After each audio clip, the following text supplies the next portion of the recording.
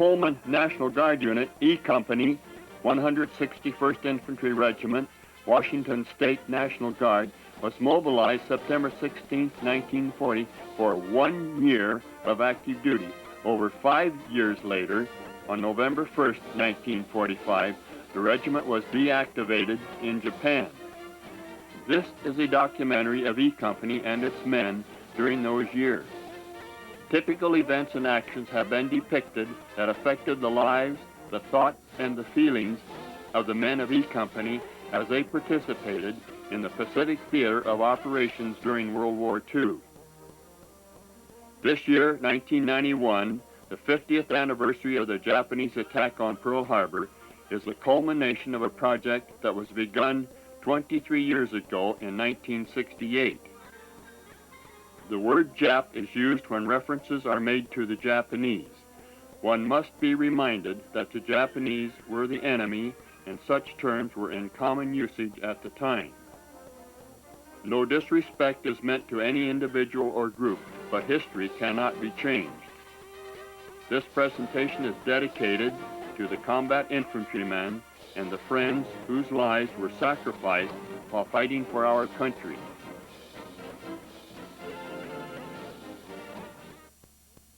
Sure, you were good at it.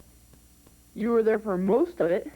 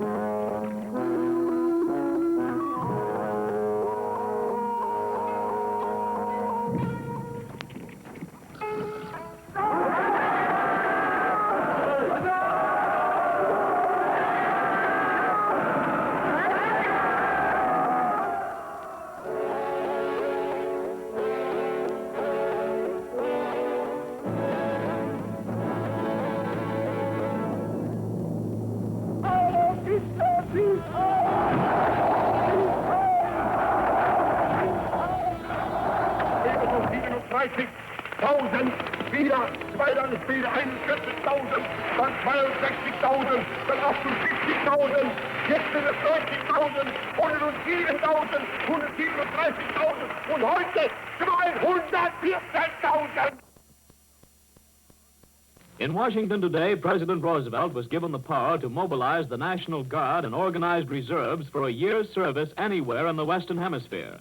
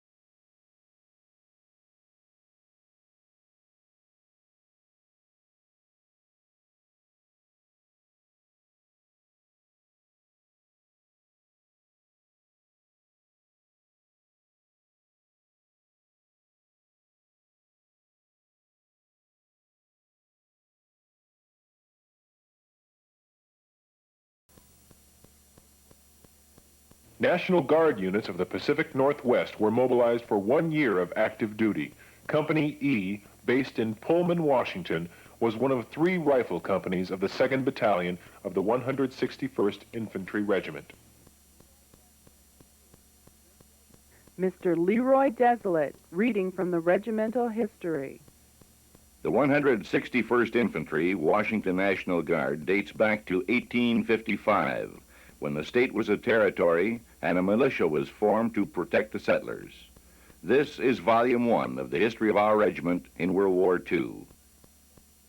The 161st Infantry Regiment was one of 4 infantry regiments that made up the 2 brigades of the 41st Infantry Division. Mr. Ron Forcell, reading from publications and documents. Seattle Times, September 23, 1940.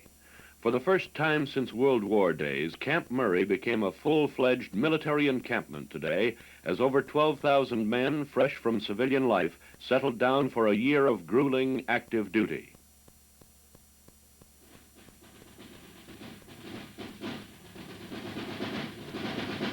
Oh, hail to the kings of the highway, when the backbone of the army's moving out. As the country's called to arms, we are first towards alarms. To fight you put the enemy to rout. On the dashing, flashing, splashing, snarling doughboys, who for pacifism never give a damn. We march as the kings of the highway, and are fighting like the sons of Uncle Sam. Oh, hail to the kings of the highway, when the backbone of the army's moving out. At the country's call to arms, we are first towards alarms. To fight you put the enemy to rout. Oh, the dashing, splashing, splashing, snarling doughboys, who for pacifism never give a damn. We march as the kings of the highway, and are fighting like the sons of Uncle Sam.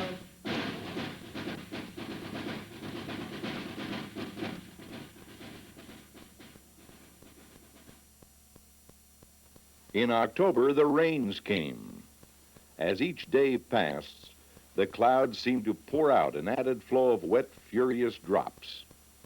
The winds whipped the rain around the corners of the tents, and a damp cold seeped through the most sturdy of us. And then a damp, thick fog settled in just to cinch things. Tents commenced to leak like sieves. 20 miles away, that same wind that was whipping around the corners of our tents also whipped around the corners of the 4-month-old Tacoma Narrows Bridge. 3 hours ago, the third largest suspension bridge in the world, the Tacoma Narrows Bridge, broke in two. We take you now to the Narrows Bridge. At about 11:10 this morning, with one great upheaval, a 100-foot section in the 2,800-foot center suspension of the bridge gave over to the powerful forces of the buckling in and plunged downward some 300 feet into the narrow, sound waters. Since that time, practically all of the center stone has given in to the force of the elements and has plunged to the depths below. Finally, there came an issue of Sibley stoves, and the sparks dancing up to our canvas roofs didn't help much, especially when they reached the top and burned through. Marion Busby speaking. Sibley stove is a relic of the Civil War. A 6-inch deep frame filled with dirt placed in the center of the tent served as a base for the stove, which had no bottom. Fuel for the Sibleys was soggy, wet slab wood. Truckloads of the wood were dumped at the end of the company streets, where we had to stack it in neat, military-type rows. We debated whether the wood was stacked to dry it out or to keep it wet. We were always on the alert for a tent fire. At least 2 full cans of water had to be handy. The tents were treated with a fire retardant, but when a spark from the chimney lit on a tent, it would burn a glowing hole in the canvas. The hole would continue to enlarge until water was thrown on it.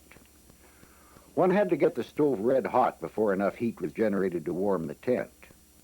Heat from the stove would radiate down through the dirt, and in many cases set the flooring afire.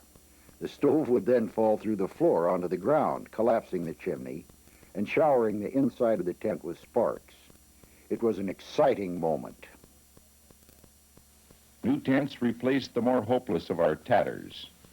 Piles of lumber came in to wall the tents. Things were looking up when a damp, penetrating cold set in. Just about then, we got the flu. Seattle Times, December 6, 1940. 1,200 sick men, stricken in an epidemic of mild influenza that's sweeping this Army camp, are forced to endure hospitalization in nothing better than tents, simply because congressional lethargy and official red tape prevented quick construction of barracks and hospitals. Despite the hardships, we continued with our rigorous training.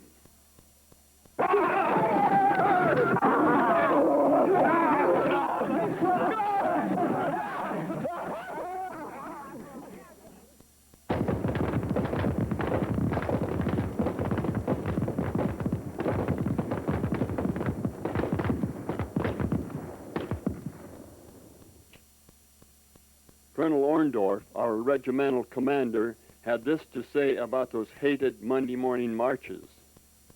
I remember those 10-mile marches we took every Monday morning. General White would say to us, "These 10-mile marches are a good idea. They will let the unit commanders know which of their men are so badly hungover they can't do duty." E Company buglers, the incomparable Clink and Yehudi, practiced long and hard to perfect their art and dedicate this bugle concert to all ex-buglers wherever they may be.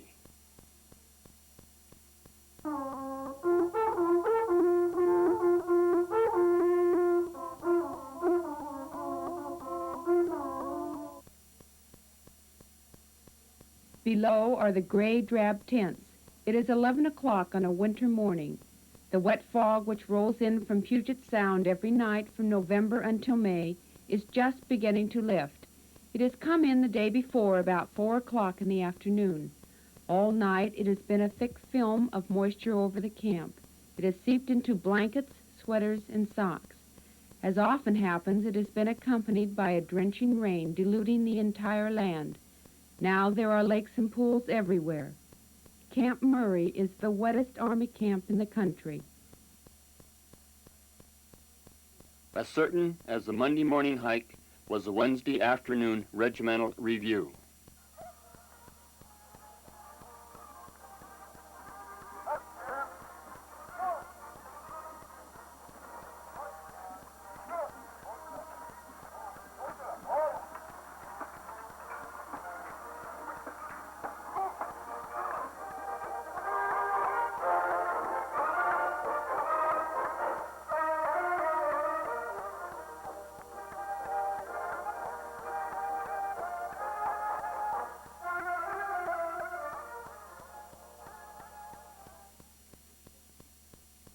Spokesman Review, April 14th, 1941. 41st Division Cantonment. The gravel streets of this sprawling new cantonment have taken on the bustle of a wartime army camp during the last week, as 12,000 troops of the 41st Division completed their 5-mile move from the old tent camp at Camp Murray. This is Lester Bishop. Notice when the barracks were painted, they didn't mask the windows. Therefore, about as much paint was sprayed on the glass as on the wood. We were divided into paint scraping crews, given razor blades and sent out to scrape paint. Scraping paint for 8 hours a day was anything but inspiring. Our crew solved the problem by simply taking the glass out of the windows.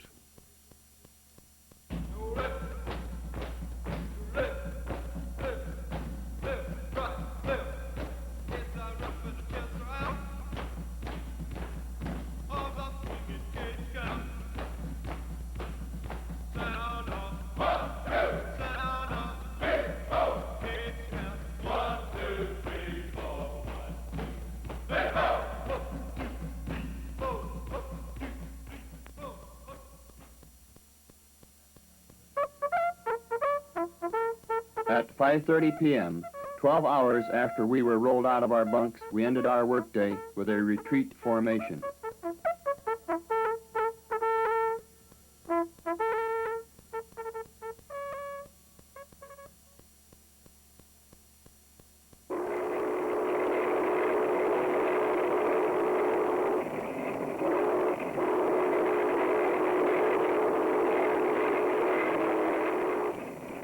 Diary, May 25th. On troop train. Last night we left Fort Lewis on one of the 26 trains taking the division to the Hunter Liggett Military Reservation in California for war maneuvers.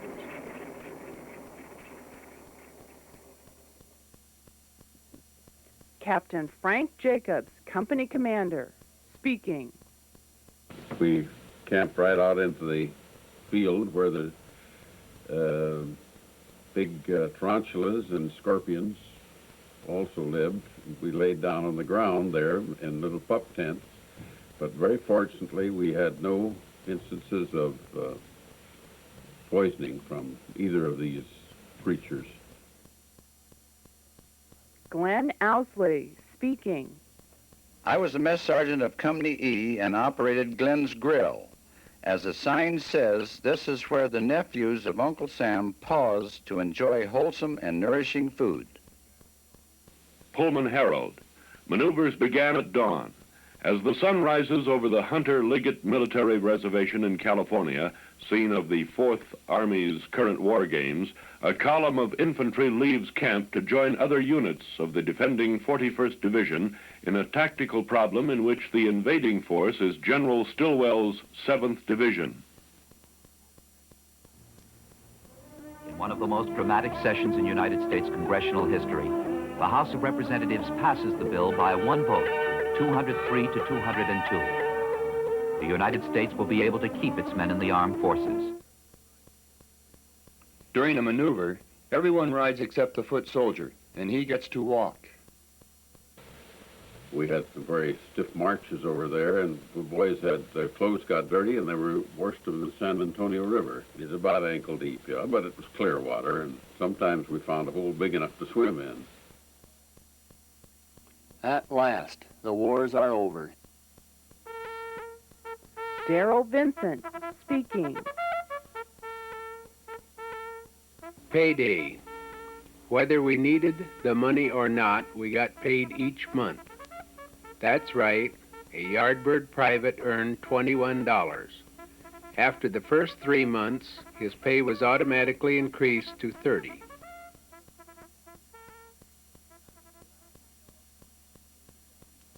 After the Battle of California, we received a short furlough.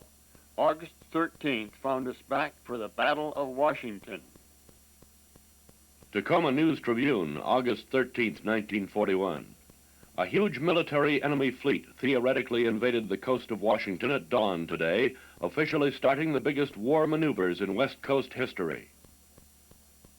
Seattle Times, November 11th, 1941. Troops began leaving Fort Lewis at 3 o'clock this morning. By 5:30, they were arriving in Seattle.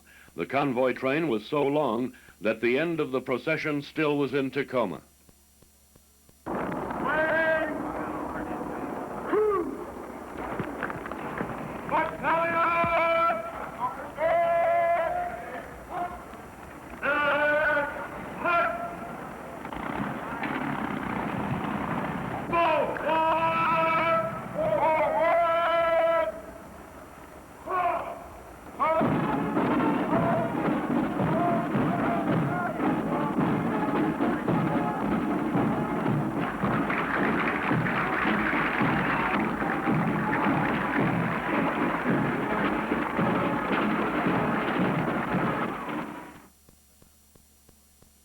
Early in November, we were cut out of the 41st Division. The order came, we were going to the Philippines. I was asked to report to the Chief of Staff. When I got there, he broke the news to me that the 161st Combat Team was to be shipped to the Philippines and that the code name would be Plum, and that was all that we were to release. Diary, Saturday, December 6th. We're on our way to the Philippines. We left Fort Lewis at 9 p.m. and we're going to San Francisco, where we are to board an Army troop ship for our December 17th sailing to Manila.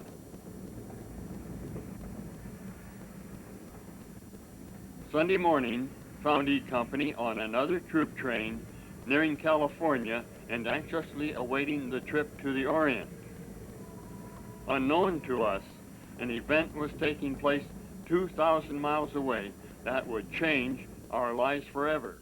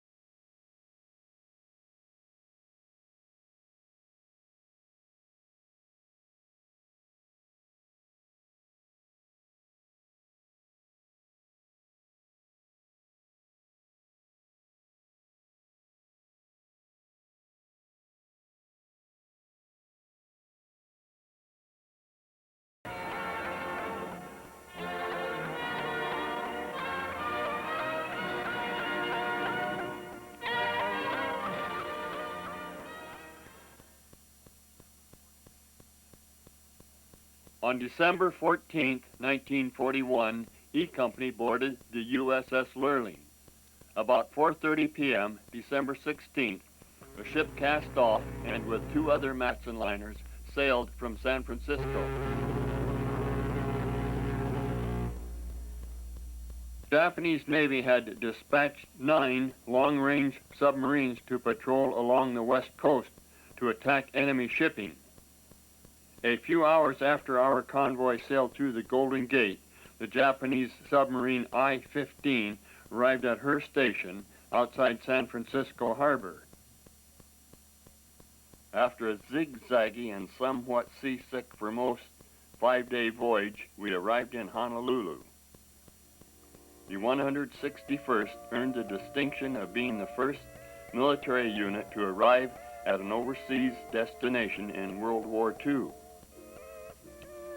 We loaded into boxcars of the Pineapple Special and were whisked to Schofield Barracks, a distance of about 20 miles, which took most of the night. Christmas 1941, our first away from home, we pulled guard duty at Fort Shafter. However, Santa Claus did manage to find us.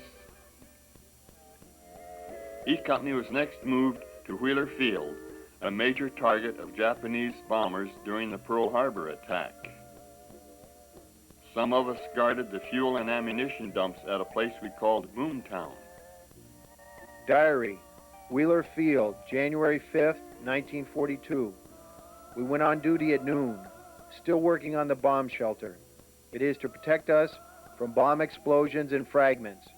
January 6th, we finished the shelter and were told it was one of the best constructed in the company. January 7th, still working on the shelter. Last night it collapsed from its own weight. January 22nd, the company moved into Honolulu to relieve the Hawaiian Territorial Guard. Immediately after we were given passes, we headed for Waikiki Beach. The 2 hotels are the Royal Hawaiian and the Moana. Some of our posts were guarding the docks and fuel storage tanks against saboteurs. We guarded a military transmitter up in the Punch Bowl. On May 24th, we moved to Guava Gulch on the windward side of the island. We built our camp from scratch and used it as a base from where we strung barbed wire along the beaches, built defensive positions, and posted guard details out to military installations. Our plumbing may have been crude, but it was functional. One of our guard posts was at the top of the Pali. The Pali Highway was the main pass through the Kulawa mountain range. And we got to relax on Muscle Beach at Kailua. All of the G2 people had the idea that it would just be a question of time until the Japs would have to take the Hawaiian Islands. And it was impossible to fortify all of them, so they concluded that they would completely cover the perimeter of the island of Oahu with defensive works such as pillboxes and barbed wire and gun emplacements.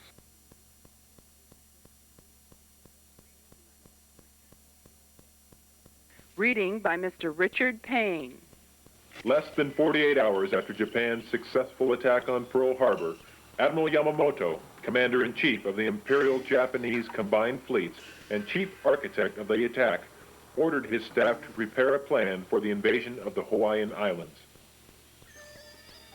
The plan was to be carried out in 3 phases. Phase 1 was to occupy Midway Island and Kiska and Attu in the Aleutians in June 1942. This was also to be the bait to lure the remnants of the U.S. Pacific Fleet to its destruction. Phase 2 was to occupy the islands of Johnston and Palmyra in August. Phase 3 was to occupy the Big Island of Hawaii in October. Hawaii would then become the base from which an attack could be launched against the island of Oahu, the last base protecting the west coast of the United States and the Panama Canal in March 1943.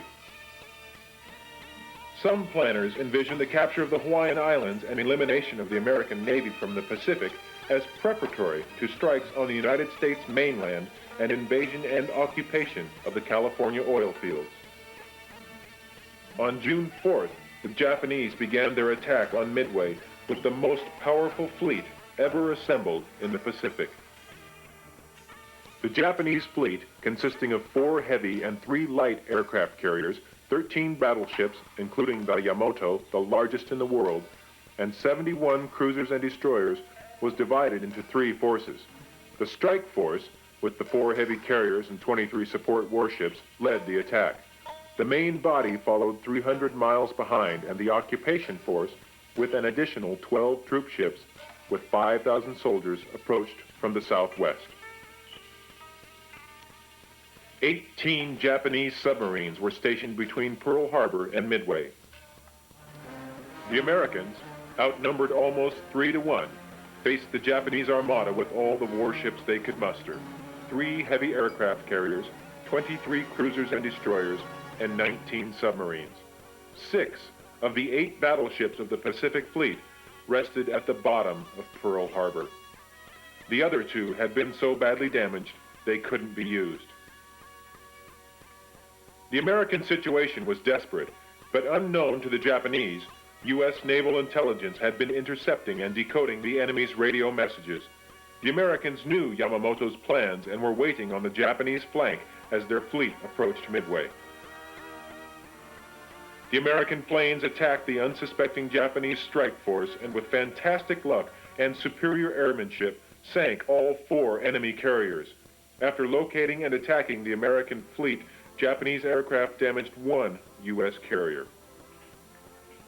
Admiral Yamamoto blundered by placing the main body of his fleet too far away to be of assistance to his carrier strike force, and with the loss of air superiority, he was forced to withdraw from the action.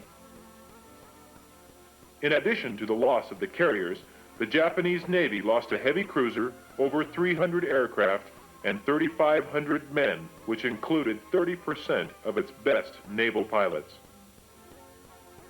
The American losses were the 1 damaged carrier and a destroyer, both sunk by the Japanese submarine I-168, 147 aircraft, and 307 men.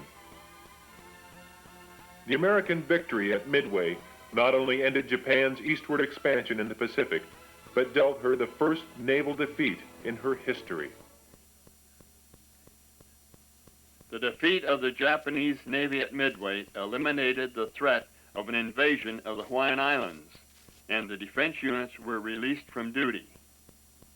In early October, the 161st Infantry Regimental Combat Team, including Company A, 65th Engineers, and the 89th Field Artillery Battalion, was assigned to the 25th Infantry Division with Major General J. Lawton Collins commanding.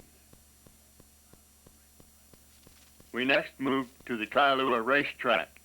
We cleaned up the horse barns and moved in. After we had settled in our new quarters, we began another round of inspections and training in getting dirty and sweaty, which we thought was meaningless because we would be going home for Christmas. One day, General Collins gathered the outfit in the grandstand. We thought it was considerate of him to come down to tell us goodbye. I had addressed the men of the 161st Infantry, welcoming them to the division, and I said that we were going to be on the offensive when we went down to the South Pacific, and that if the enemy does not come to us, we shall seek him and destroy him. We then moved on to amphibious training, where we got all wet and covered with sand. 1 year to the day since we departed from Fort Lewis for the Philippines on December 6, 1942, we boarded the USS Republic. By afternoon, we and our cargo were stowed away. In the twilight of evening, Honolulu and the island of Oahu passed from view. On Christmas Day, the Republic left Suva, Fiji Islands. We were told we were going to Guadalcanal and would make a covered landing with no opposition on the ground. Unloading could not be continued after dark because of Japanese bombings and strafing. The naval defeat at Midway did not alter the Japanese plans to continue their South Pacific expansion, which included the occupation of the Fiji Islands and New Caledonia. From these bases, they could isolate New Zealand and Australia. U.S. reconnaissance planes discovered that the Japanese, in preparation for their attacks on Fiji and New Caledonia, were building an advanced airfield on the island of Guadalcanal in the Solomon Islands. On August 7, 1942, the 1st Marine Division landed on Guadalcanal and captured the airfield, which they named Henderson Field, after a Marine pilot killed at Midway. The fight for Guadalcanal was the second most bitterly contested campaign in American history. During this struggle, there were 7 major naval engagements. In the first, the Battle of Savo Island, the American Navy was dealt the worst defeat in its history. American losses were 4 ships sunk, 2 damaged, and 1,733 casualties. The Japanese losses were 2 ships damaged and 86 casualties. Many who jumped into the water to escape from their sinking and burning ships were attacked by sharks. There were at least 10 pitched land battles, innumerable air skirmishes, and the airfield was subjected to devastating naval shellings and air bombardments. The Marines were barely able to hang on against these Japanese land, sea, and air attacks. At one time, the situation became so serious that the Joint Chiefs of Staff considered a contingent plan for the evacuation of the island. The Americans, unable to properly supply and support their planes and troops, referred to the Guadalcanal campaign as Operation Shoestring. The Japanese, suffering from huge losses of men and materials, called Guadalcanal the Island of Death. There was an Army division plus the Marines on Guadalcanal, but their fight against the Japs had become stalemated. Both sides were tired. Neither had the push to finish off the other. Our division was to be thrown in at the last moment to decide the issue. We anchored on December 30th in indispensable strait between Guadalcanal and Tulagi. In 4 hours, the 3,000 troops on board were ashore. We landed about 8:30 a.m., 6 miles from Henderson Field, in one of the largest and smelliest coconut groves in the world. We spent 23 cramped days on the Republic. We were allowed infrequent saltwater showers, and after finishing a shower with a special saltwater soap, you felt about as clean as a bathtub ring. The first thing we did after we got our camp established was to head for the river and a freshwater bath. By shortwave broadcast, direct from important overseas capitals, as well as the leading news centers of our own country, CBS correspondents are waiting to bring you a complete report from the world's political and battlefront. In the Solomons at Guadalcanal, American forces hold their precious ground and its priceless airfield. Land fighting continues.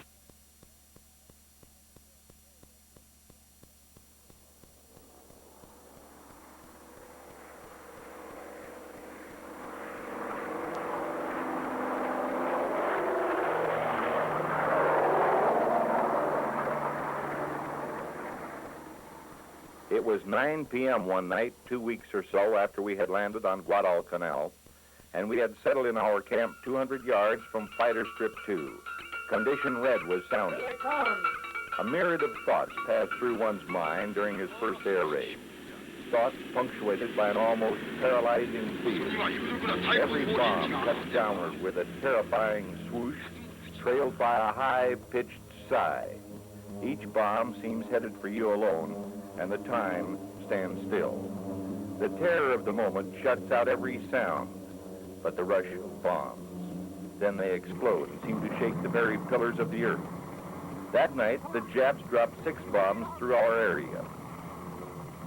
We went through over 300 bombings on Guadalcanal. When we weren't burying our faces in a hole, hoping the next one wouldn't have our number written on it, we watched the spectacle. The AA guns around Henderson Field, flak from the Navy base at Tulagi across the bay, and from ships at anchor off the island, lighted up the sky like a 4th of July celebration. It was late afternoon when the 2nd Battalion reached Hill 53, where after 5 hours of slogging up and down the muddy hills of the Matanacao, Company E took over defensive positions. U.S. Army in World War II, Guadalcanal. H hour for the 25th Division was set at 0635, 10 January 1943. This attack, the most extensive American ground operation on Guadalcanal since the landing, was to open the final drive up the north coast. On Guadalcanal itself, our land forces are encountering stronger enemy resistance, which indicates that the Japanese have been receiving sizable reinforcements of supplies. Over there is Hill 87. Rumor had it that when we reached the top, we would be relieved to go home. Diary, January 29th, 1943. Corps Reserve. They expect the Japanese will try to reinvade Guadalcanal, and our battalion is to be used to counterattack any enemy breakthrough of our lines. We camped 2.5 miles from Fighter Strip 2. Constantly harassed by bombing raids and falling anti-aircraft shrapnel. As though that wasn't enough, almost everyone got deathly ill from ptomaine poisoning. Diary, February 5th, 1943. Moved through Tasafaranga to Hill 130. More men sick than well. Sylvester Wissink speaking. Our mission on this final drive was to protect the flank against the counterattack or intercept any escaping enemy force. By now it was touch and go as to which side was in worse condition. Our rifles were rusting, our ammunition was corroded, our clothes were in tatters, our shoes were falling off our feet. We were out of food and water, and few of us left were suffering from one or more of the Solomon Islands' many sicknesses. Diary, February 8th. Last night, 63 men had to drop out. It took our platoon-sized company 12 hours to reach Hill 150. Still no food or water. Our ground forces on Guadalcanal have made some additional advances along the northwest coast of the island and are now 1.5 miles past Tasafaranga, where the Japs formerly landed troops and supplies. On February 7th, Colonel Clarence A. Orndorff, our regimental commander, was evacuated to the States with a severe case of malaria, and Lieutenant Colonel James L. Dalton succeeded him. Our troops on Guadalcanal, the Navy says, have outflanked the Japanese to the west of Henderson Field. Presumably, we advanced from 40 to 50 miles without encountering much resistance, circling around the enemy center at Cape Esperance. For the time being, at least, the Japanese appear to be virtually surrounded, and Henderson Field has been freed from any further threat. Meanwhile, American dive bombers have again attacked Munda. Mr. Stimson also reported on the operations at Guadalcanal. That flanking movement carried out a week ago on the northwest tip of the island, he said, was the move that led to the Japanese evacuation. And incidentally, that flanking movement was carried out by sea. But the forces that landed behind the Japanese positions on Cape Esperance were met by other units marching overland. The Navy has confirmed the end of organized Japanese resistance on the island. While the GIs from the 132nd Infantry of the Marechal Division and our regiment were winding up the Guadalcanal campaign, E Company, part of the regimental flank guard, was lost back in the hills. They couldn't get rations to E Company because they couldn't find them. The company climbed hills and went through jungles where the pack mules couldn't follow. This is Bob Holmes. We finally came out on the beach at Doma Cove, a main Japanese evacuation point. We're surrounded by the band of Japanese dead. We were served a hot meal of canned salmon accompanied by swarms of flies that were feasting on the rotting, stinking corpses. We were starving and we had to eat. We had to brush the flies off our food and tried to quickly get it in our mouths before they came zooming back. 3 or 4 were always swimming around in the coffee and had to be dipped out. In spite of these efforts, a fly was swallowed now and then. Those of us who survived the starvation march soon fell victim of this meal.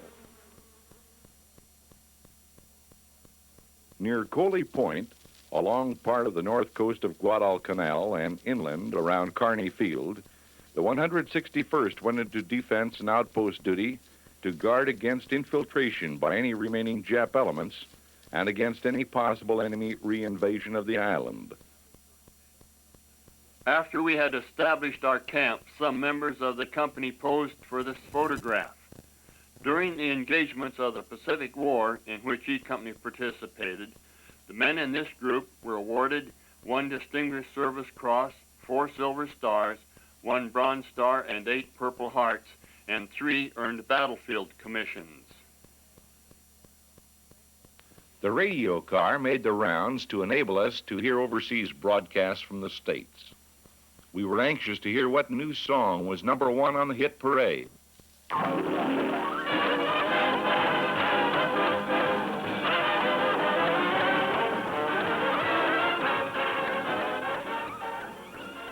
Lucky Strike presents your hit parade.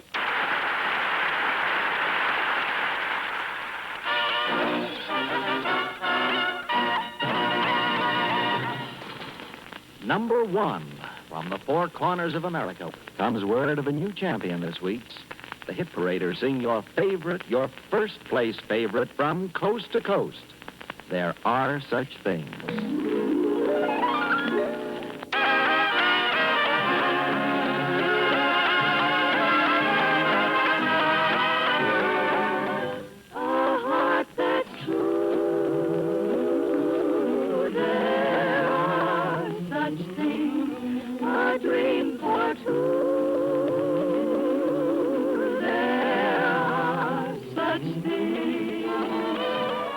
Someone to whisper, darling, you're my guiding star, not caring what you know. When a convoy put in, a company of 60 or 70 men might draw unloading detail for a week or two at a stretch, working 8 to 16-hour shifts. They break us up into crews.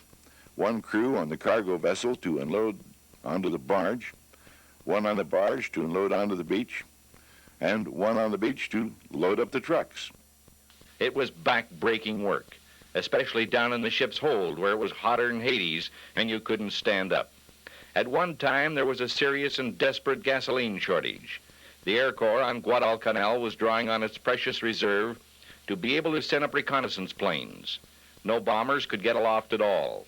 The 2nd Battalion unloaded a shipment of gas in record time and won a commendation from the Corps commander.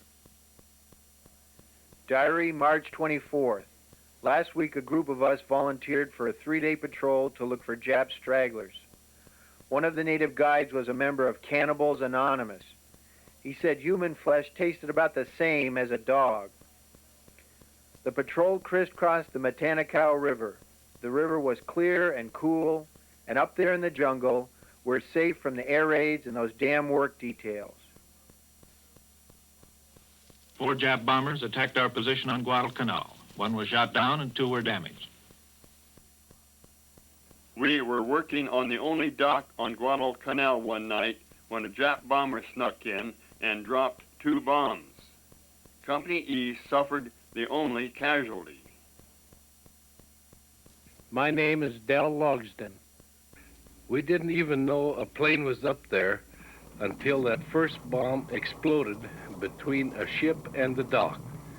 I could hear the next one swishing down and knew I had to get off of that brightly lighted target. I took the most direct route, a beautiful swan dive over the side, only to discover in midair the tide was out. Diary, April 22nd. 21st birthday. In the hospital with malaria, dysentery, and yellow jaundice. These work details and the mosquitoes and the heat and the jungle are getting the best of us. Almost everyone has to go to the hospital, some 3 or 4 times. The most severe cases are being evacuated off the island. Our battalion commander died in an Army hospital in New Zealand from a combination of the Guadalcanal diseases. Nearly 65% of the Army units on Guadalcanal were put out of action due to tropical illnesses. Sometimes we could get to a short-wave radio, and if the time was right, we would listen to the Japanese propaganda program, Tokyo Rose. It was better than nothing. The program was corny, and the music records were old and scratchy. The Tokyo Rose program was quite harmless to morale, and we considered it as a big joke. Hello, you fighting orphans of the Pacific. House chicks. This is After Her Weekend Annie, back on the air strictly under UN hours. Reception okay? Well, it better be, because this is all request night. And I've got a pretty nice program for my favorite little family, the wandering boneheads of the Pacific Islands. The first request is made by none other than the boss. And guess what? He wants Bonnie Baker, and my resistance is low. Now, what taste you have, sir, she said. Say you want to see me every night, but every time you see me, you want to hold me tight. I ought to say no, make you let me go. Oh, but my resistance is low. You say that you love me. George Polar speaking. After Hodgson got his arm bit off by a shark, we quit bathing in the ocean and used this brackish backwater slough until a native told us it was the home of a crocodile. Diary, Sunday, May 9th. Typhoon. It stormed for over a week. A coconut tree blew down and fell across one of the tents. Luckily, no one was hurt. The company area is flooded, and most of us had to evacuate our tents. We might be uncomfortable, but no Jap bombers are flying. We watched one of the largest air battles of the Pacific War. It was Japan's last major attempt to purge the skies of American planes. Navy had good news today. It reported that American airmen have won a spectacular victory over the Japanese in the skies over Guadalcanal and the Solomons.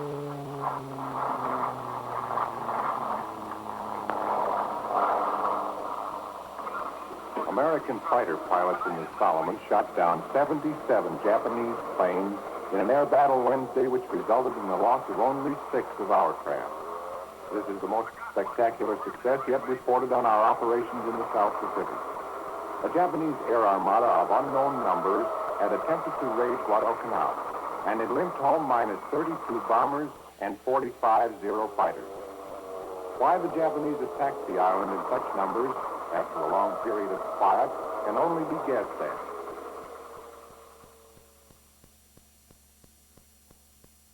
West Point Atlas of American Wars. Guadalcanal was the first major defeat the Japanese Army had suffered. For the Americans, it was an operation launched on the proverbial shoestring, one that could have easily been a disastrous failure. That it was not was due in large measure to Japanese mistakes. Possessing a definite preponderance in air, ground, and naval strength, they failed to exploit their victories and persisted stubbornly in their misconceptions.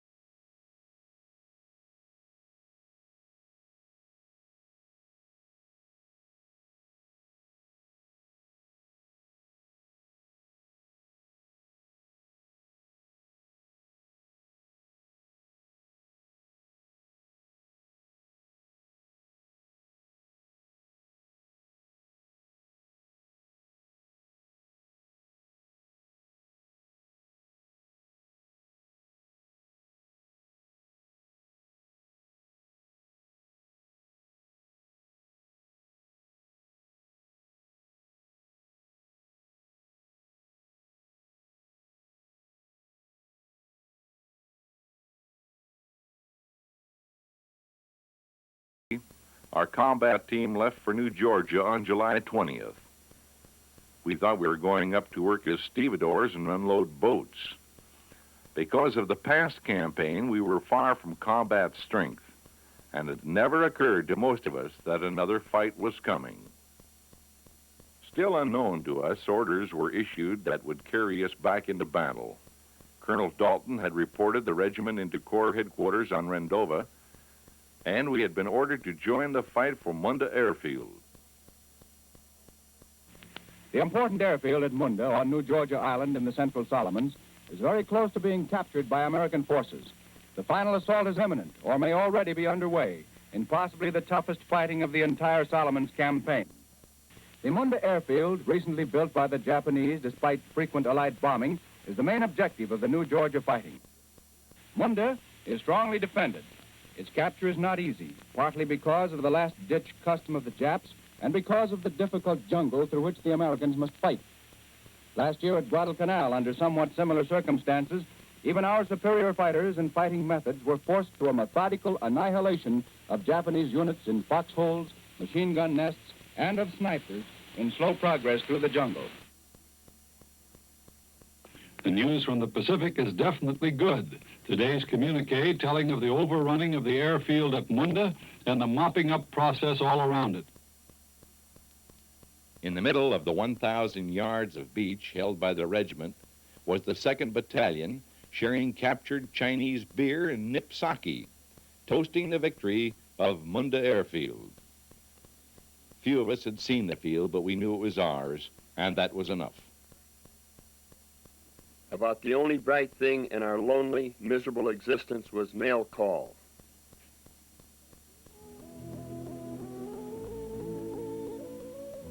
Dear John, you will never guess what happened.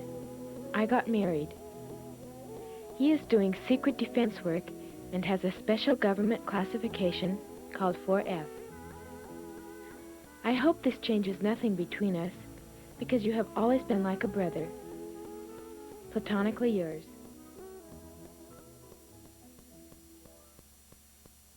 August 8th was the beginning of Bairoko, the 19-day muddy, miserable blitz march through the worst mountains and jungle on New Georgia.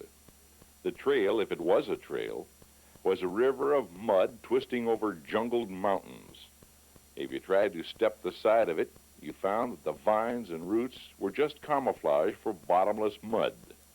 To walk the trail was to take one step and slide back two. You had to keep your eyes down all the time, and you were too miserable to talk. Just walk and listen to the squidging, sucking mud. The trails got slicker and the swamps bigger. Our supplies had to be airdropped from a C-47, and most of them were lost in the trees.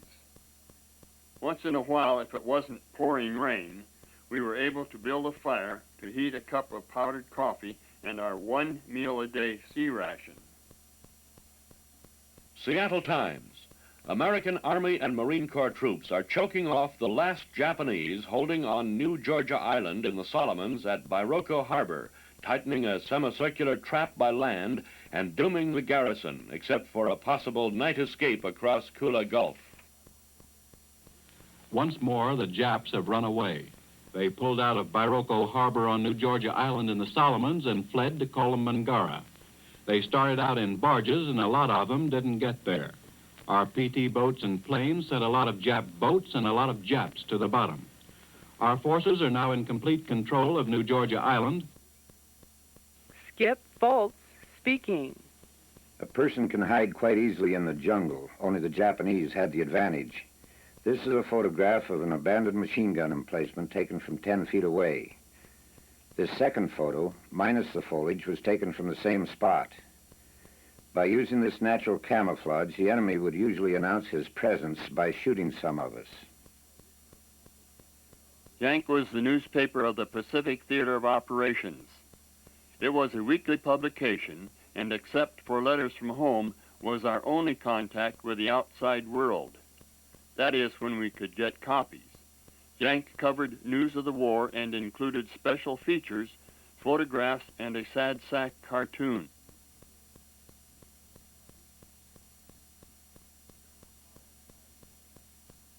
General Collins, after his transfer to Europe, was asked by a Yank reporter to compare the Pacific and the European theaters. After I had moved over to the European theater in command of the 7th Corps, a sergeant representing the Yank magazine came in to see me one day and asked for an interview and wanted to know the difference between fighting against the Japanese in the Pacific and against the Germans in Western Europe. Some of the main points that I made to him was that we had air superiority in Europe as we had out in the Pacific, but that as a matter of fact, we were bombed more often in the Pacific than we had been in Europe. In fact, I hadn't had to take cover in a foxhole during my whole time in Europe, whereas on one single night on the island of New Georgia near the Munde airfield, I had to dive into my foxhole alongside of my bed 15 times in one night. The fact of the matter was that the Japanese were lousy bombers. They weren't trying to bomb us. They were trying to bomb the Munde airfield, but we were the ones that were catching most of the bombs that particular night. From a purely physical standpoint, the Pacific campaign was much worse from the point of view of the private soldier, because there we were sloshing through the mud and the rain and the heat and the mosquitoes and malaria and whatnot, and not a civilized country. Whereas in Europe, we were always close to civilization, and while the Japanese were not quite as skillful as the Germans, they were far more tenacious. They were tougher. They never did quit. Whereas the German knew really when he was licked. And so the Japanese soldier was really a tougher soldier to lick than the German. It was October 13th, 1943, when we were alerted to move back to Guadalcanal. There was much talk of rest, even rumors of returning to civilization, possibly New Zealand. After a year in the stinking Solomon jungles, we were going to civilization for a rest. We talked of beer, never-ending mugs of beer lined up at a bar, women with shoes on, weekends in towns and cities, and people, and more people. On November 6th, we were alerted to leave Guadalcanal, and the next day we boarded the United States Army transport David C. Shanks. We had fought for this rest we were headed for, and we were happy. Around 1 o'clock in the afternoon of November 15, 1943, somebody yelled out, "Land!" There, far down on the horizon, off the port bow, lay New Zealand, the promised land.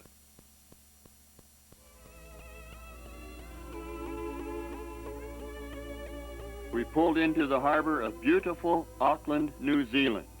Our ship tied to this dock, and we got our first good look at the promised land. Our camp, made up of little two-man shacks, was about 7 miles out of Papakura. We immediately sent a truck into town for beer. What a surprise. A case of New Zealand beer was 60-quart bottles, and we each had ordered 2 or 3 cases.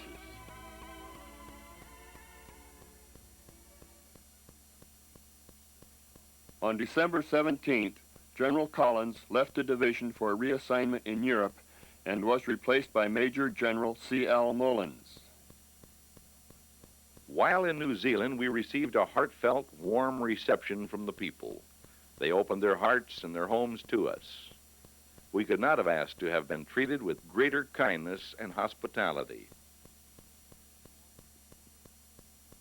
We will always be grateful to those wonderful New Zealanders like Mom Dominic, who made her house a home for a bunch of homesick Yanks. All good things must end. We had to leave New Zealand. Our first night out, the convoy encountered the worst storm we had ever experienced. We were locked down in the holds and had to live in a 6-inch deep sea of flooded toilets, vomit, and garbage. It was February 24th, 1944, when the USAT General John Pope docked at Noumea. and dumped most of the 161st on New Caledonia's shore. We piled into trucks and set out on a long 70-mile trip into the wilderness to camp, where our advanced party had been sweating to make a livable camp out of rain and mosquitoes. The company's strength was brought up to 150 men when we received a large group of replacements in New Zealand. Of the original 1940 bunch, 9 were still with the company. The 9th was in the hospital with malaria at this time. This is Mickey, the E Company mascot. He was smuggled up from New Zealand in Floyd Darby's duffel bag. As a result of his September 14th summary court-martial, Mickey was found guilty of violating 2 Articles of War and reduced in rank to Yardbird Inferior Class for intimidation, which resulted in the death of John Henry, the company executive officer's pet chicken. My name is Bernie O'Brien. The guys call me Obie. These are the E Company lucky ones. They were the 3rd group chosen to go home on the recently established rotation point system. Rotation was based on an assigned quota, and in our regiment, drawings were held to choose from the eligible men. Due to attrition of the Solomon Islands diseases, transfers, battle casualties, and whatnot, about 50 of us remained from those who had sailed from the States 32 months earlier. We had earned more than the required points for rotation, and we all thought we would soon be going home. Quota or no quota, it was 6 months before the next few were allowed to leave. Once more, our hopes of returning home were squashed. Unless our names were drawn for rotation, the only chance to go home, if we survived, was to be evacuated with a serious illness or severe battle wounds.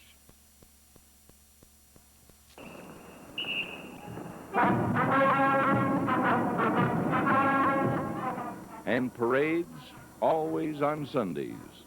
All extra polish and work seemed to come off during off time. Their hot, bothersome things always preceded and ended by a 2-mile march to and from Autom Airstrip, where the division reviewing stand is.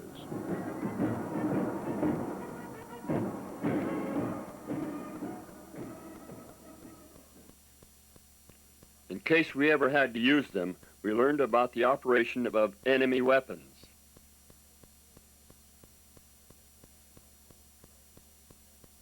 General Mullins, our division commander, said that New Caledonia probably has some of the finest training ground to be found anywhere. That's what we landed here for, to train, and that's what we did. There's something dramatic about a battle-tried outfit beginning at the bottom and perfecting itself. You've got to go on these overnight marches with your eyes almost popping out of your head in an effort to keep awake. You've got to live on rations and play war in the weeds. Volume 2 of the regiment's part in World War II has not been written.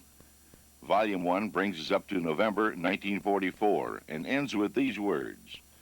Now we wonder what comes next, where we go, what the future holds.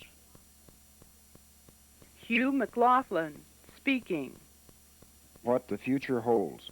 As it turned out, this was an ill-fated group. Within 60 days, 3 had been wounded, 1 twice, the 4th was killed when we were attacked by tanks. A few weeks later, I was wounded by an exploding mortar shell, and the last was killed by a sniper.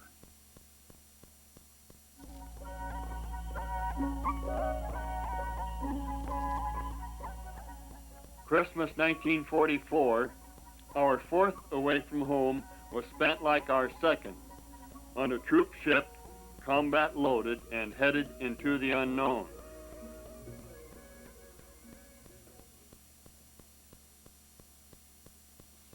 The big news tonight is the official announcement from MacArthur headquarters in the Philippines that American troops in great strength have landed on the main island of Luzon.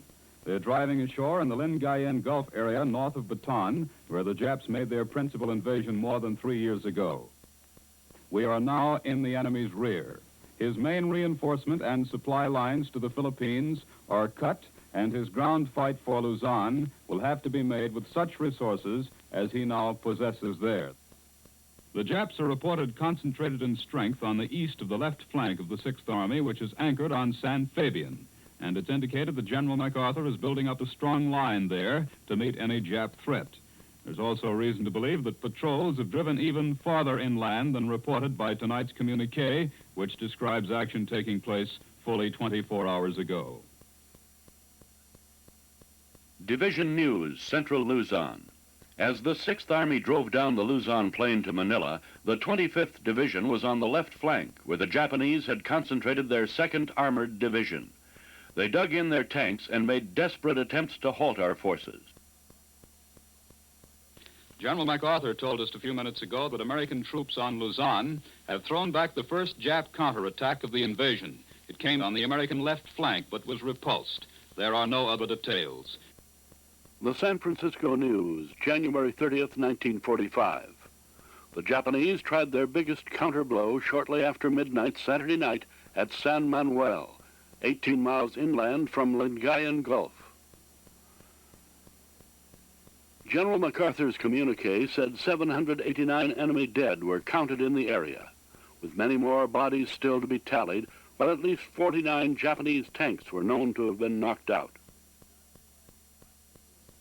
You cannot realize the cost of war until you start collecting your own dead.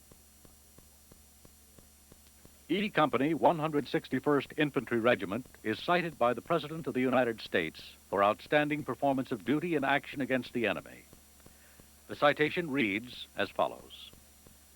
On 24 January 1945, the 161st Infantry Regiment assaulted the town of San Manuel, Luzon, Philippine Islands, making the main effort with the 2nd Battalion. The Japanese defense was framed about dug-in medium tanks used as pillboxes covered by automatic weapons and mortars. For 3 days, E Company assaulted the stubbornly defended positions, and by the night of 26 January, had suffered 34 battle casualties. On 27 January, E Company advanced to the main highway running east-west through the town, and were then halted by an emplaced tank and field piece covered by automatic weapons fire. By now, the company had 52 casualties, and all platoons were led by platoon sergeants. The company dug in a position offering little concealment, and with elements of the anti-tank company and a section of heavy machine guns attached for flank security, preparations were made to resume the offensive at daylight. About 2400 hours, 27 January 1945, in bright moonlight, the Japanese launched a banzai attack against the salient held by E Company. The attacking force consisted of 14 medium tanks, 1 light tank, and numerous foot soldiers. The Japanese tanks advanced rapidly, firing 47mm cannons and machine guns at point-blank range. The tanks were hit repeatedly, but continued to advance, overrunning the forward positions, crushing men and weapons. Foot elements, engaged in savage hand-to-hand combat, continued to fight for 3 hours before the enemy survivors withdrew. At dawn on 28 January, it was found that 10 medium tanks and 1 light tank were destroyed, and approximately 50 foot soldiers had been killed at a cost of only 7 casualties to E Company, making a total of 59 casualties for the San Manuel engagement. The courageous stand of E Company met and turned back the first Japanese tank counterattack in the Luzon campaign. The valor and skill of E Company, 161st Infantry Regiment and its attachments, and the superb courage displayed by each man reflect the highest traditions of the armed forces of the United States.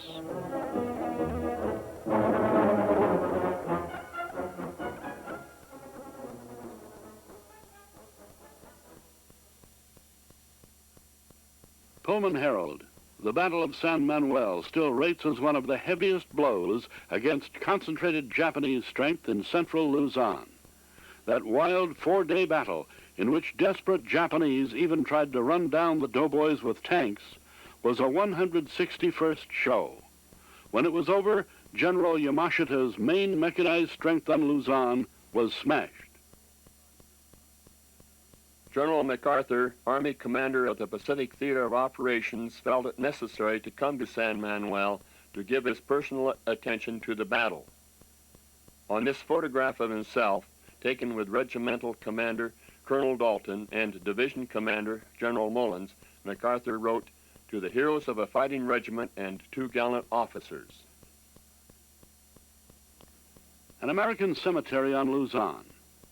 Filipinos take care of the graves of the dead from the 25th Division on Luzon. The men buried here were killed in action in the fight for San Manuel and other nearby places. Division News, Balete Pass. The 25th was given the mission of taking Balete Pass. Swinging north at San Jose, the division pushed up Highway number 5 for 45 miles. The Nips, entrenched cunningly in caves and tunnels along the towering slopes and cliffs, resisted fanatically. General Yamashita, commander of the Japanese Army in the Philippines, personally took charge of the defenses along Highway number 5. Yamashita earned the name Tiger of Malaya when his 35,000-man army defeated a 130,000-man British garrison to capture Singapore. General MacArthur's reports. The stage was now set for more than 3 months of the most violent and fanatical Japanese defensive fighting on all Luzon. Japanese General Muto, Yamashita's chief of staff, recalled the terrain features of these areas provided impregnable fortifications. Bob Saldine speaking. The battle for Balete Pass was a nightmare of frustration, fatigue, fear, and patrols. Always patrols to find the hidden enemy. Pankian Area Defense Order, 20th February, 1945. Positions will not be yielded to the enemy even though you die. Our only path is victory or death. Therefore, defend to the last man. Those who retreat without orders will be decapitated. General Omar Bradley. The rifleman fights without promise of either reward or relief. Behind every river, there's another hill, and behind that hill, another river. After weeks or months in the line, only a wound can offer him comfort of safety, shelter, and a bed. Those who are left to fight, fight on, evading death, but knowing that with each day of evasion, they have exhausted one more chance for survival. Sooner or later, unless victory comes, this chase must end on the litter or in the grave. It took 84 days to advance from Dig Dig to Santa Fe, a distance of only 14 miles. Those 14 long, terrible miles cost the regiment 805 casualties. The battlegrounds were so remote that it often took 36 hours or more to transport the wounded from the line to the collecting station. Colonel Dalton was promoted to Assistant Division Commander, and in early March, Colonel Victor A. Johnson assumed command of the regiment. And our segments of the picture consists only of tired and dirty soldiers who are alive and don't want to die. Of shocked, silent men wandering back from battle, of chow lines and atabrine tablets and foxholes and sea rations and hospitals and shirt collars greasy black from weeks of wearing, and of laughter too, and anger and cussing. You survive the day hoping for night, yet dreading the dark. Your eyes see movement where there is none. You can't stay awake when you must, and can't sleep when you should. When sleep does come, you must keep your senses alert. Your life depends on it. The day dawns slowly, and you have survived the night. Another company is passing through to resume the attack. Maybe there will be some hot food, mail, and a chance to clean your rifle, visit, and relax. A platoon from the company has been called out on patrol. You listen for the sounds of gunfire and wonder who will not be coming back. You don't want to make new friends. It is better to remain lonely and not have to worry or feel guilty because you survived and they haven't. Our platoon must go on a patrol. There is an enemy machine gun. It must be found and destroyed. Who will get killed? Can the wounded be brought out? Will anyone have to be left? Will it be you? Every nerve taut, heart pounding, temples throbbing, you go into the jungle and start down the trail. Maybe this is the day you get it.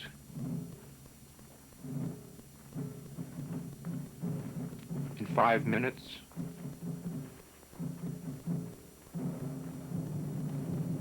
is this the last thought?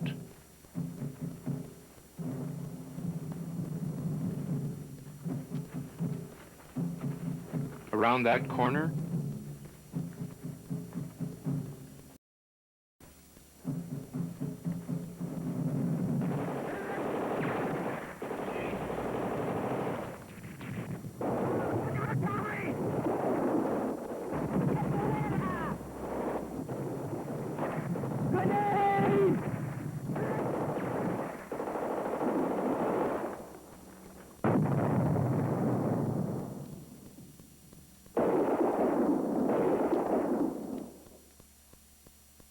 The Jap missed and lost.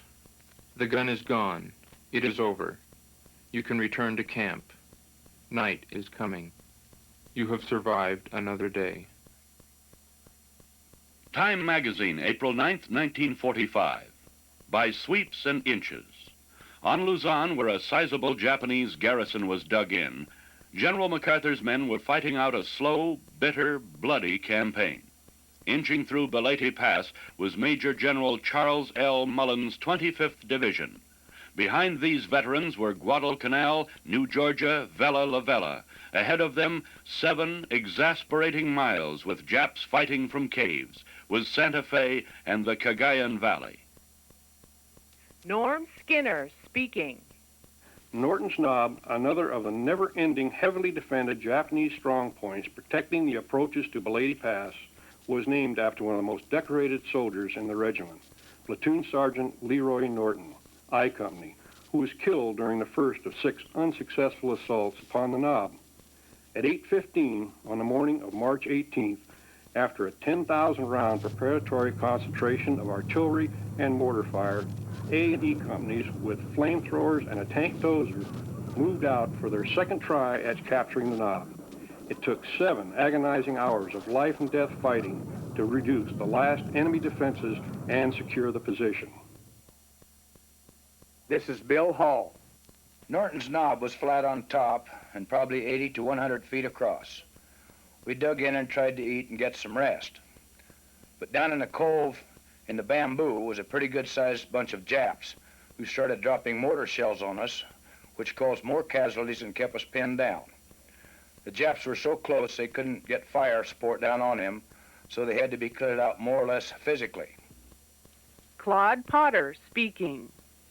I got the 12 men who were left of my 40-man platoon, and we went down to the bamboo thicket. We could hear the Japs talking in there, but couldn't see anyone. But they had been watching us because they opened up on us with a mortar. Luckily, no one was hit. During a pause in the shelling, we tried to set fire to the bamboo. But there had been so much rain, the fire just wouldn't take hold. I sent a couple of the kids around to the right where the Japs were waiting, and they killed both of them. Then I sent 3 in on the left. They found and cut a communication wire, and the mortar shelling stopped, but the 3 men then got trapped and had to dig their way out. By this time, it was getting dark, so we withdrew and went back up, and I reported to the company commander and told him the only thing I could think of was to bring up a 50-gallon drum of gas, roll it down the hill into the thicket, set it on fire, and burn them out. After I reported in, the first sergeant told me my name had been drawn to go home on rotation. After being in the war for 43 months and a fugitive from the law of averages, I was ready. I just left everything right there, said goodbye to my buddies, and with a prayer I would get out alive, took off for the rear.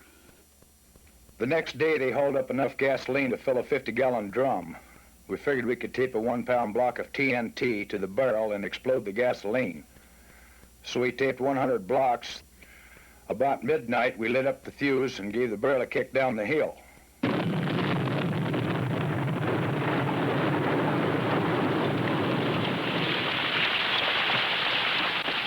The explosion lit up the sky for miles around and shook the whole mountain. They're moving. I think they're coming. It must have stirred up the Japs some, because long about daylight they came out of that bamboo like a bunch of ants and stormed up the hill, yelling their heads off.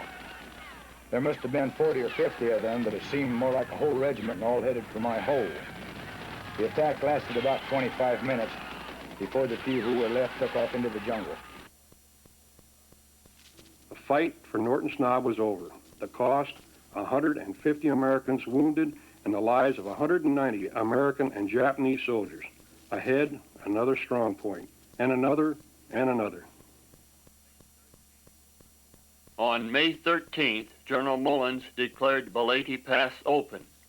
Over 10,000 Americans and Japanese were killed or wounded in the 25th Division's campaign up Highway 5. In the big picture, the capture of Balete Pass was considered a minor military victory. For the little picture, the capture of Balete Pass was the winning of a war. By noon, May 26th, Highway 5 was declared safe, and the 25th Division's assignment to open the entrance to the Cagayan Valley was completed. Saga Magazine. Taking stock of itself, the 25th Division found it had suffered more combat deaths than any other U.S. division fighting on Luzon. All these it is composed of, and graves, and graves, and graves. Division history. On 30 June 1945, the division was relieved to train for Operation Olympic, the invasion of Japan in November. The company joined the regiment at Camp McCalder, named in honor of Lieutenant Colonel Bob McCalder, a former E Company sergeant. The camp was located near the site of Camp O'Donnell, terminus of the Bataan Death March 3 years earlier. In early May 1942, the American commander in the Philippines, General Wainwright, bowed to the inevitable and surrendered the remainder of his forces. 80,000 Americans surrendered, the largest mass capitulation in American military history. The Japanese made the Americans march in the blazing sun to prison camps 100 or so miles from Bataan. Deprived of water and medicine, starved and brutally beaten, some 10,000 soldiers died along the way. More than had been killed in the actual fighting for Bataan. During the next 3 months of internment, another 40% of the prisoners died. By the end of the war, only 1 prisoner in 10 had survived. If the Japanese had postponed their attack on Pearl Harbor for a few days, our regiment would have suffered the same fate. We finally got to see a city. Manila, the Pearl of the Orient, was declared an open city by General Yamashita when he moved his headquarters to central Luzon, but a subordinate, Admiral Iwabuchi, disobeyed Yamashita's orders and put up a fight. As a result, the city was ravaged. The Americans suffered 6,500 casualties in the fight for Manila. 17,000 Japanese were killed, and an estimated 50,000 Filipino citizens were victims of the battle. Another 50,000 Filipino men, women, and children had been murdered in a last frenzy of atrocities committed by the fanatical Japanese. Major General C.L. Mullins, Division Commander, speaking. The Sixth Army was to land on the southern island of Kyushu in November 1945. The 25th Division, part of the First Corps, was to land on the beach near the city of Miyazaki.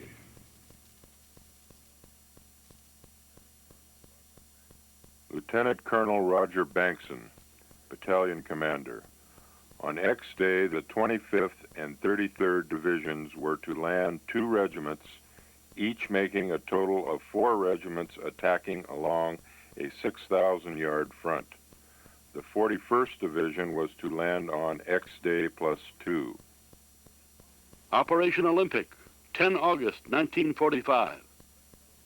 161st Regimental Combat Team reinforced will 1 on X Day effect landing on Cord Beach Green with 2 battalions abreast. 2. Immediately upon landing, attack, seize, and secure the Miyazaki airfield, clear it of all enemy forces. 3. Attack, seize, and secure Oyodo, eliminate all hostile resistance within zone, and assist 33rd Division in establishing river crossing facilities in vicinity. West Point Atlas of American Wars. It was anticipated that the Japanese would resist with their usual fanaticism, and that Allied casualties would be high. The dogged resistance displayed by the Japanese during the war had caused some sound thinkers to envision a massive suicidal defense of the beaches of the Japanese home islands, not excluding the horrible specter of participation by women and children, which would cost 1 million Allied casualties. 以下はマッカーサー元帥報告第2部に書かれた日本帝国大本営のアメリカ防衛計画の翻訳であります。Okinawa had been our last real opportunity to stop the Americans. Therefore, any hope of the negotiated peace rested in inflicting enormous casualties and shattering American morale. The general aim of the enemy invasion of Kyushu will be to destroy the Japanese forces on the southern front and immediately occupy important sea and air bases at Kagoshima and Miyazaki. Our operations for the defense of Japanese homeland called for an all-out employment of every available weapon in one last battle which will begin and end on the beaches.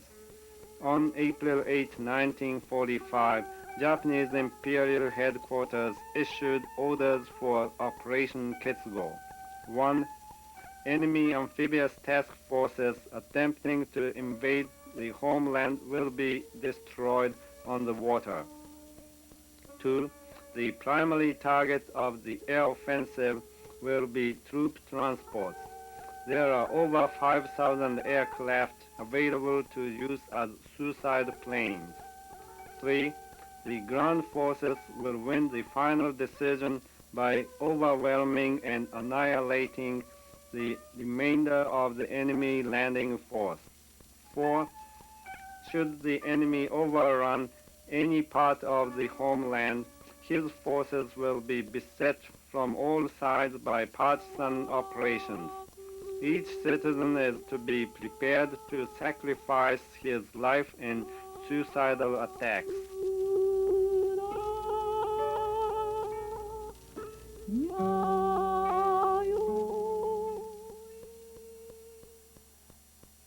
If an Allied invasion comes, we will match our training against their numbers and our flesh against their steel.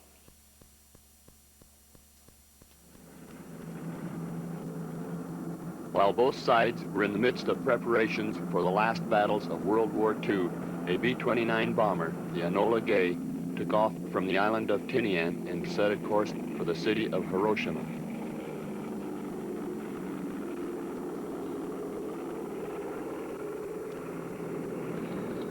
The bomb run lasted 4 minutes. The bomb went away at 9:15.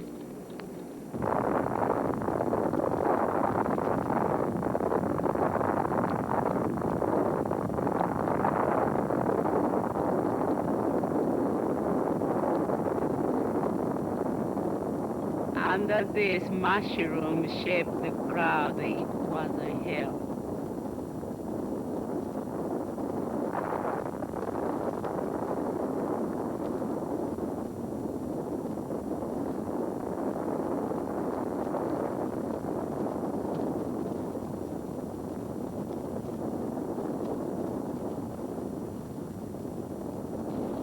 My God, was the only entry in the co-pilot's diary.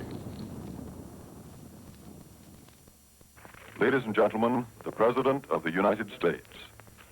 The world will note that the first atomic bomb was dropped on Hiroshima, a military base. We have used it in order to shorten the agony of war, in order to save the lives of thousands and thousands of young Americans.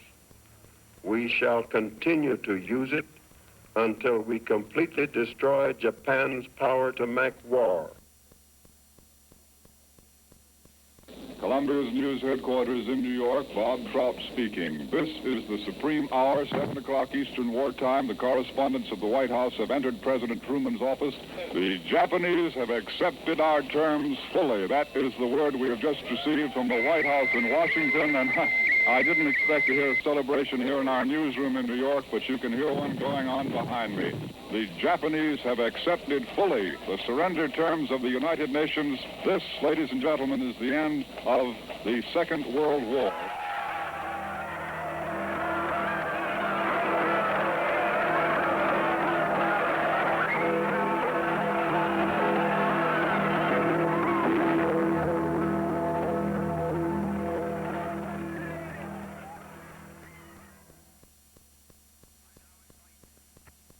I now invite the representatives of the Emperor of Japan and the Japanese government and the Japanese Imperial General Headquarters to sign the instrument of surrender at the places indicated.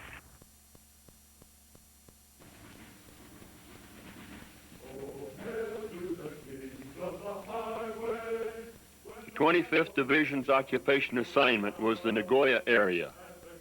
Nagoya was the third largest city in Japan and center of aircraft manufacturing. At first, the people stayed out of sight. That is, until they found we would do them no harm and we had money to spend. The 161st was assigned to oversee the disarmament of the Kuroma Naval Air Station.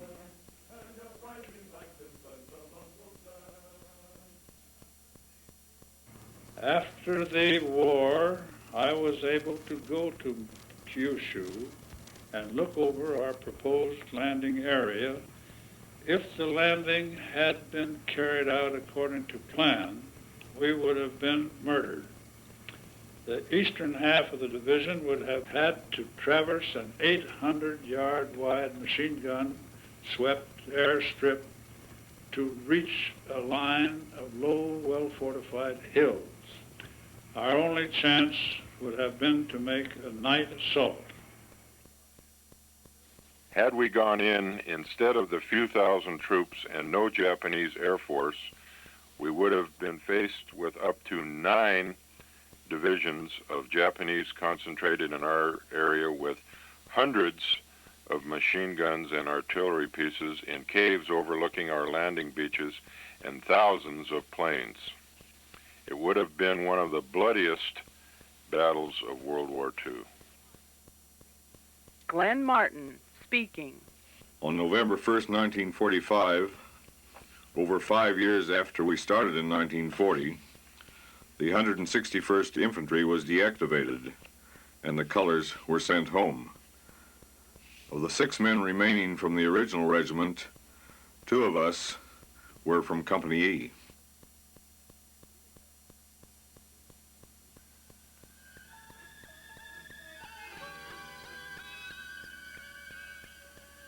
The Japanese government printed money in the denominations of its occupied territories.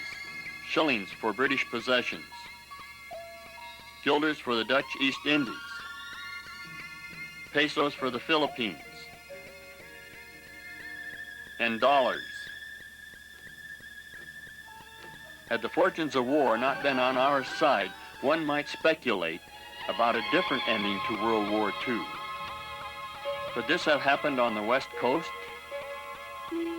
Could this have been in New York City? Could this be the United States?